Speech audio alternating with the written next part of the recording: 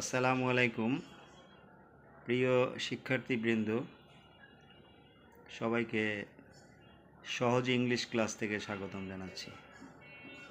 গত ক্লাসে আমি পড়িয়েছিলাম এ থেকে জেড 26 লেটার্স এবং 5টি ভাওয়েল, 21টা কনসোন্যান্ট এবং ভাওয়েল কনসোন্যান্ট যুক্ত করলে ওয়ার্ড হয়। প্রত্যেকটি ওয়ার্ডই কোনো না কোনো পার্টস অফ স্পিচ। আজকে আমি আলোচনায় আসছি পার্টস অফ স্পিচ 8 প্রকার। তাহলে আমরা বুঝলাম যে কোনো ওয়ার্ড কোনো না কোনো পার্টস অফ স্পিচ।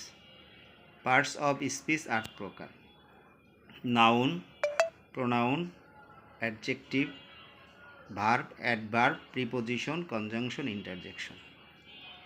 আমরা এভাবে ধারাবাহিকভাবে এগুলো মুখস্থ করব এবং আমি আজকে আরও কিছু যুক্ত করলাম। যেহেতু আমরা ওয়ার্ড তৈরি করা শিখে ফেলছি, তাহলে আমরা যদি ইংরেজিতে ভালো করতে চাই তাহলে আমাদেরকে কি করতে হবে? রেগুলার কিছু ওয়ার্ড মুখস্থ করতে হবে।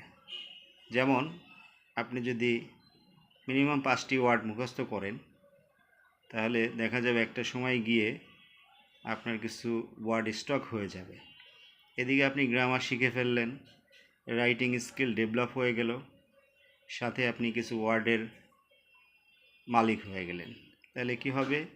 আপনি তখন যে কোনো বিষয় নিয়ে লিখতে গেলে তখন আপনার আর কোনো প্রবলেম হবে না। যেমন আমি যে ওয়ার্ডগুলো আপনাদেরকে দিয়েছি, এই ওয়ার্ডগুলো সাম্প্রতিক সময়ের ওয়ার্ড। মানে হলো যে ওয়ার্ডগুলো সচরাচর আমরা ব্যবহার করে থাকি। একটা ডিকশনারি ধরলে দেখা যায় হাজার হাজার ওয়ার্ড আছে। আসলে এগুলো কি আমাদের সব দরকার? বা এগুলো কি আমরা সব মুখস্থ করতে পারবো? না। আমি গবেষণা করে আমি কিছু ওয়ার্ড বের করেছি, যেখানে ধরেন প্রায় 200 থেকে 250 ওয়ার্ড বা 300 ওয়ার্ড আপনি যদি মুখস্থ করতে পারেন তাহলে আপনি ওয়ার্ডের প্রবলেমে পড়বেন না। যেমন আপনি যার সাথে কথা বলতে যাবেন বা যে কোনো বিষয় লিখতে যাবেন, এই ওয়ার্ডগুলো আপনাকে হেল্প করবে। অতএব গ্রামার শেখার পাশাপাশি আমি যে ওয়ার্ডগুলো আপনাকে দিলাম বা আপনাদেরকে দিলাম, এগুলো মুখস্থ করবেন। দেখবেন আপনার ভোকাবিউলারি, যেটাকে আমরা শব্দভাণ্ডার বলি, এটা স্ট্রং হবে। ধন্যবাদ সবাইকে আমার সাথে যুক্ত থাকার জন্য। আমি আর্টিফিশিয়ালি কিছু চাই না, আমি ন্যাচারালি সব করতেছি। আমি ভিডিও তৈরি করতেছি, লিখতেছি, ভিডিও তৈরি করতেছি, আপলোড দিচ্ছি।